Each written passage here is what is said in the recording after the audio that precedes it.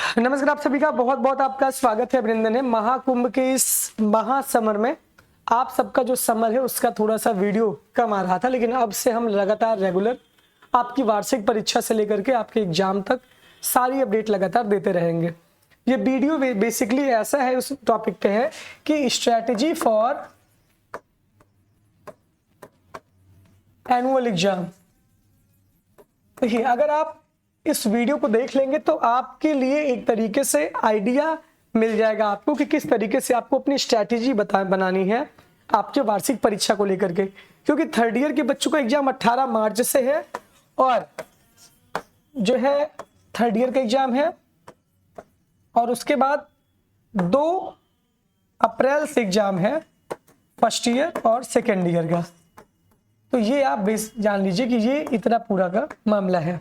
अब 18 मार्च से अगर थर्ड ईयर वालों का है तो इसमें CUT PG भी साथ हो रहा है और उसका भी एग्जाम बहुत बच्चों को देना है। फर्स्ट ईयर सेकेंड ईयर का 2 अप्रैल से है और ये पेपर शायद 21 मई तक चलेगा, मुझे जितना ध्यान है। अब आप लोग चेक कर लीजिए, टाइम टेबल देख लीजिए। तो अब कौन कौन किस तरीके से स्ट्रैटेजी बने उस पर हम वीडियो बना रहे हैं। मान लीजिए 20 फरवरी को मैं ये वीडियो पोस्ट कर रहा हूँ, उसी के करीब। तो फरवरी में आपका 8 दिन बचता है प्लस 17 डेज आपका जो है थर्ड ईयर वालों के एग्जाम के लिए बचता है। मैं 18 को ही एकदम मान रहा हूं, 18 मार्च को थर्ड ईयर का और 2 अप्रैल को फर्स्ट ईयर का। तो आपके पास अभी 20 से लेकर कितना दिन बचा हुआ है, ये आपका बना 25 दिन, यानी 25 डेज थर्ड ईयर के लिए बचा है।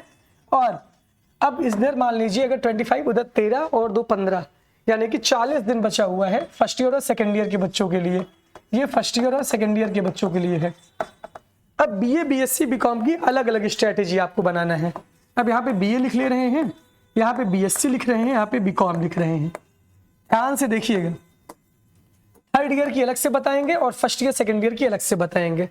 ये वीडियो अगर आप देख लेते हैं तो आप आधी टेंशन आपकी ऐसे ही दूर हो जाएगी। दूसरी बात यह है कि आप चैनल से जुड़ जाइए। एक टेलीग्राम चैनल है इलाहाबाद यूनिवर्सिटी एक्सप्रेस, उस पर सारे पेपर जाएंगे, उस पर सारे जो है गेस्ट और जो भी स्टडी मटेरियल होगा मैं उस पर पोस्ट करूंगा। तो वो आपकी जिम्मेदारी है कि आप नहीं जुड़े हैं तो आप जुड़ जाइए, जिसका लिंक कमेंट बॉक्स में पिन है। अब पहले हम फर्स्ट ईयर सेकेंड ईयर की बात करेंगे। मान लीजिए कि आपका 3 पेपर है, 3 पेपर में 3 सब्जेक्ट है और किसी किसी सब्जेक्ट में 2 पेपर है, किसी में 3 पेपर है। तो पहला पेपर दूसरा पेपर, एक सब्जेक्ट का पहला पेपर दूसरा पेपर, पहला पेपर दूसरा पेपर। ऐसे ही BSc में है, ऐसे ही BA में है। BCom में 6 पेपर अलग अलग होता है, तो BCom का हम अलग से बना देंगे स्ट्रैटेजी। ऐसे आप पहले देख लीजिए। अब देखिए आपके पास बचा हुआ है 40 दिन, क्योंकि हम आगे रिस्क नहीं ले सकते। जिनका पेपर 2 अप्रैल से है वो अपना अपने हिसाब से बना लेंगे। मान लीजिए बहुत लोगों का पेपर तो मई में जाकर है, तो वो आपके लिए एक्स्ट्रा स्ट्रैटेजी वाला बन जाएगा। मतलब अगर आपके पास बहुत टाइम है तो टाइम डिवाइड कर लीजिएगा, किसी भी सब्जेक्ट पे आप 4 दिन दीजिएगा, किसी पे आप 3 दिन दीजिएगा, वो आपके ऊपर डिपेंड है। इनकी स्ट्रैटेजी कम दिनों की रहेगी, इनकी स्ट्रैटेजी ज़्यादा दिनों की रहेगी। अभी आपका सिलेबस भी चल रहा है तो वो भी बता रहा हूं मैं आपको। जैसे फर्स्ट पेपर और सेकंड पेपर है, यानी आपको 6 पेपर BA फर्स्ट ईयर में अगर देने हैं, एंशिएंट हिंदी फिलॉसफी हुआ, किसी को 7 पेपर देने हैं। मान लीजिए आपका पेपर पहला 2 अप्रैल को पड़ गया, 2 अप्रैल को पहला पेपर, 3 अप्रैल को दूसरा पेपर। सुबह 7 बजे से आपका फर्स्ट ईयर सेकेंड ईयर का एग्जाम, फर्स्ट ईयर का पहले शिफ्ट में, सेकेंड ईयर का दूसरे शिफ्ट में रहेगा। ये पूरा है। अब 2 अप्रैल से आपकी परीक्षा है, 2-3 को पेपर आपका लगा है, 5-6 को पेपर लगा है आपका, और मान लीजिए 20-21 को लगा है। इससे हमें नहीं मतलब है, हमें 2 अप्रैल से आपको मतलब जहां से आपका पेपर शुरू है। बचे हैं आपके पास 40 दिन, आपको पढ़ना है 6 पेपर। और आप ये जानते हैं कि पेपर आपके लगातार होते हैं, यानी कि आपको गैप नहीं मिलता है। किसी किसी के 6 के 6 वो पेपर लगातार होंगे। तो आप ये देखिए, सबसे पहले 40 डे को आप डिवाइड करिए 6 में, 6 36 और 4 दिन बचता है, यानी कि पर पेपर 6 डे आपके पास बचा हुआ है। इसी 6 दिन में पर पेपर, पर सब्जेक्ट का जो पेपर है, 6 दिन में आपको टोटल लगभग 10 से लेकर के 15 सवाल क्वेश्चन आपको तैयार करने हैं गेस के हिसाब से। जो गेस पेपर आपका रहेगा, गेस पेपर में तो आपके 10 सवाल आपको दिए जाएंगे, इतना सवाल आपको तैयार करना है। आपके पास बचे हैं 6 दिन। 6 दिन तो एक अप्रॉक्सीमेट में बना रहा हूं। मान लीजिए आपके पास 40 दिन पेपर में बचा है, तो आप ये काम ये करिए, पहले 3 दिन में आप 3 दिन पहला आप हिंदी का पहला पेपर पढ़िए, 3 दिन अगले दूसरे आप पढ़िए, जैसे कि 21, 22, 23, 24 मान लीजिए।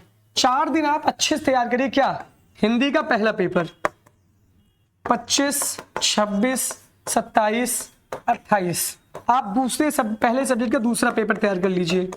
ये आपका एक पेपर कंप्लीट हो जाएगा। स्ट्रैटेजी बना के चलेंगे ना, तब आपका धीरे धीरे स्टेप बाय स्टेप कंप्लीट होगा। फिर आप 1 मार्च से लेकर के 4 मार्च तक आप तैयार कर लीजिए अपने सेकंड पेपर यानी फिलॉसफी का पहला पेपर।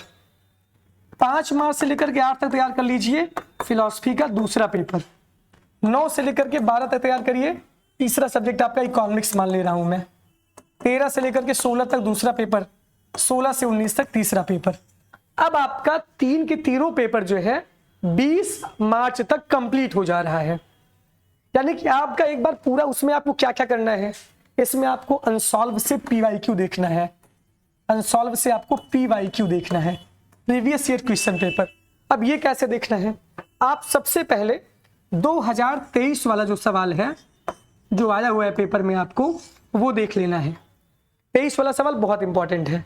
पिछले साल जो आया उसको आप थोड़ा सा पीछे कर सकते हैं, लेकिन 21, 22 और 23 के सवालों को आपको तैयार करना है। अब आप देखिएगा तो 21 और 23 में आपको बहुत समानता मिलेगी, तो वो आपको स्किप कर देना है। 22 वाले में भी आपको थोड़ा थोड़ा कम पढ़ना है, लेकिन 21 और 23 और 22 को मिलाकर के आपको तैयारी अपनी पूरी रखनी है। गेस के भी भरोसे रहना है, लेकिन आप अपनी तैयारी पहले से पूरी रखिए। आप परीक्षा के अंतिम दिनों का इंतजार मत करिए। तो 20 मार्च तक आपका जो है सब कंप्लीट हो जा रहा है। अब आपके पास टाइम बचता है 12 दिन, यानी कि 12 डे आपके पास अब बचता है। अब 12 दिन में आप क्विक रिवीजन करिए। अब एक एक दिन का आप प्लान बना लीजिए, एक एक दिन में आप 6 बार रिवाइज कर डालिए। और जो 2 अप्रैल को जो आपका पहला पेपर है, 3 को दूसरा पेपर है, 2 अप्रैल को आपका पहला पेपर है, 3 को आपका दूसरा पेपर है, फर्स्ट पेपर सेकेंड पेपर। तो इसके लिए आपको टाइम 3 वाले के लिए नहीं मिल रहा है, तो इसको जो है 2 अप्रैल के पहले कम से कम आप 3 दिन बचा के रखिए। यानी कि मार्च 31 का महीना मार्च का है, 29, 30, 31 और एक पढ़ डालिए कितना आप, ये पहला वाला पेपर। और उसके पहले जो 2-3 दिन बचता है आपके पास 26 से लेकर के 26, 27, 28 आप ये वाला पेपर कवर करिए, जिससे कि आपको रिवीजन करने में आसानी हो और आपका 3 टाइम में तैयार हो जाए। ये स्टेप बाय स्टेप स्ट्रैटेजी है।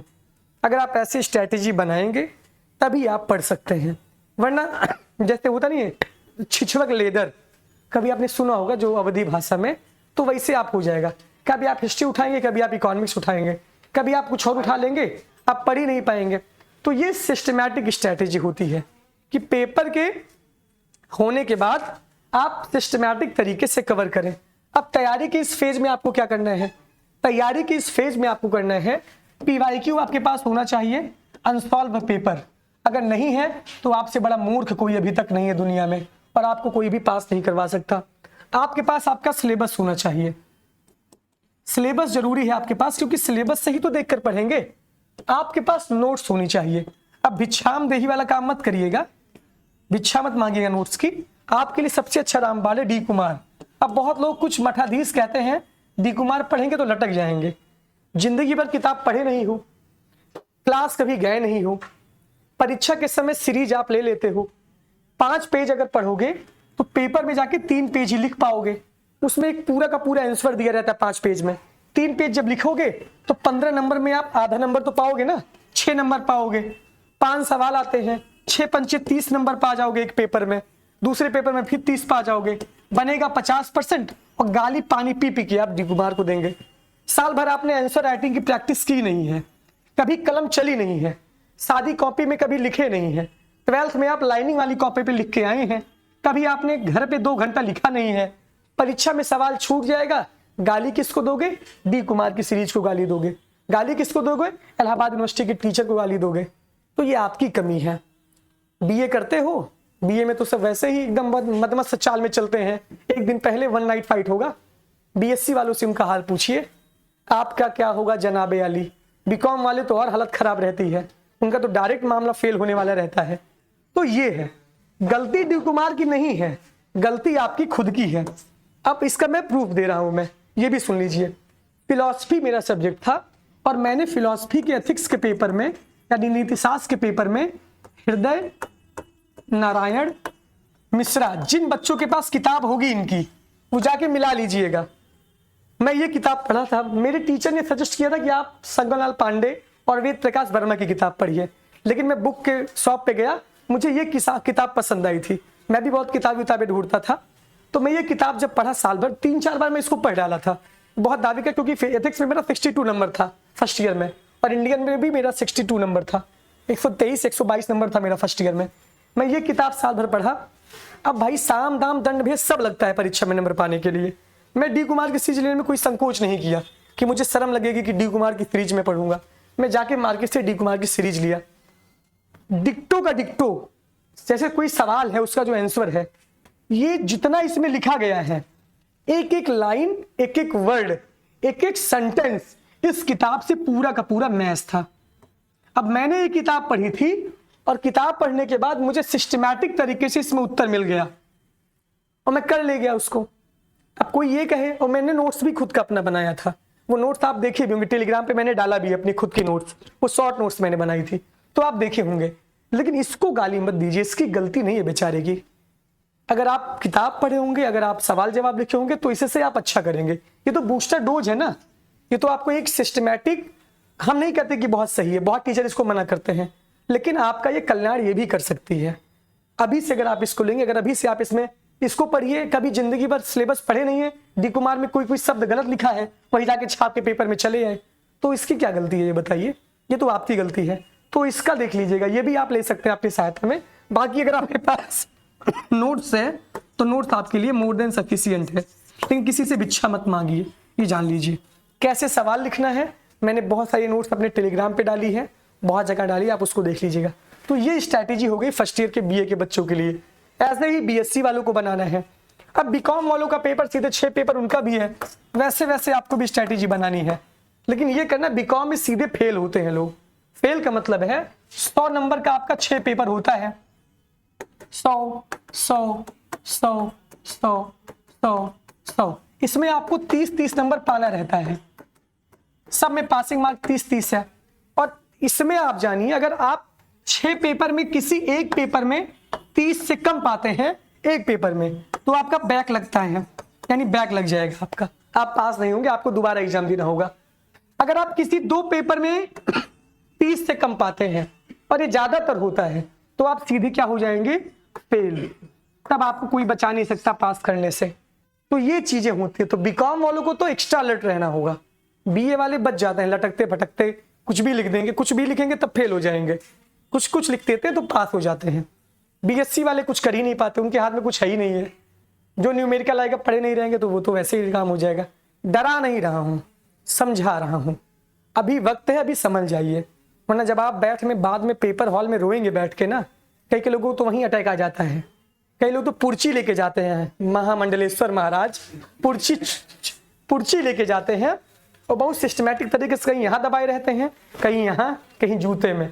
कुछ लड़कियां भी पकड़ी जाती हैं और बहुत तेज रोती हैं क्लासरूम में, कुछ मिलता नहीं उनको, पकड़ी जाती है, सीधे 1 साल की डिस्ट्रिक्ट होती हैं। तो ये दिमाग तो बिल्कुल मत लगाइएगा। जैसे आप कभी लेके जाइए पुर्ची, तो आप अपने आप ही आपका चेहरा बता देगा कि आपका चेहरा लाल होगा, और डेली पेपर में फ्लाइंग स्क्वाड आता है। तो ये काम तो बिल्कुल मत करिएगा। फिर आप करेंगे, अभिनव भैया मैं तो हाथ में लिख के गया था, मिटाना भूल गया था मैं, बताइए पकड़ लिया गया, क्या करें? तो आप वही 1 साल आपके साथ हो। तो ये सब काम करने की नौबत ही नहीं आएगी अगर आज से अभी आप सीरियस हो जाएंगे तो। बाकी बहुत लोग आए, बहुत लोग चले गए, जीवन है, बहुत अच्छे बच्चे हैं, बहुत खराब भी बच्चे हैं। आप अपना खुद देख लीजिए कि आपको करना क्या है। आपको अच्छा नंबर पा करके फर्स्ट ईयर को अच्छा क्रैक करना है, कॉन्फिडेंस बूस्ट करना है, और आगे का सफर अच्छी तरीके से तय करना है। बहुत लोग कहते हैं परसेंटेज मैटर नहीं करता, मैं कहता हूँ कि परसेंटेज मैटर करता है। अंगूर नहीं मिले तो अंगूर खट्टे हैं। किसको अच्छा नंबर अच्छा नहीं लगता बताइए? आप यहाँ ना यूपीएससी कर रहे हैं, ना आप एसएससी कर रहे हैं, आप सिर्फ बीए झोला टांगे जा रहे हैं, तो नंबरवा कहाँ जा रहे हैं बताइए? आप अपना समय तो कहीं और व्यतीत कर रहे हैं अगर आप पढ़ नहीं रहे हैं तो ये काम सीख जाइए, वरना रोना आपको बहुत पड़ेगा, बहुत रोएंगे आप, मैं बता रहा हूँ। आप शर्म के मारे अपनी मार्कशीट नहीं देख पाएंगे। अगर आप, ये इलाहाबाद यूनिवर्सिटी है, बीएचयू और डीयू नहीं है, ये बड़े बड़े मठाधीशों को धराशायी कर देती है। 99% 12th में पाए रहे हो, चाहे 100% पाए रहे हो, लेकिन यहाँ के 60% भी लटक जाते हैं, और 75% से ज्यादा यहाँ पे 15-20 बच्चों का बनता है, एक बार जान लीजिए। उसमें आप अपना नाम लिख कर आइए। ये पूरी स्ट्रैटेजी हो गई।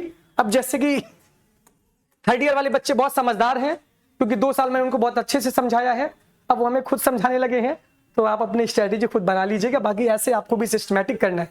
आपके पास 25 दिन है, तो आप 3-3 दिन का स्लॉट डिवाइड करिए, 3 दिन वो 3 दिन वो 3 दिन वो, 18 दिन में आप कवर कर लेंगे। आखिरी के एक दिन में आप अलग अलग पेपर रिवाइज करिए, और पेपर के एक दिन पहले आप दूसरा पेपर पढ़ लीजिए। ये पूरी स्ट्रैटेजी है, और ये सब करिए आप लोग अभी से। बहुत बहुत धन्यवाद, बहुत बहुत आभार, थैंक यू।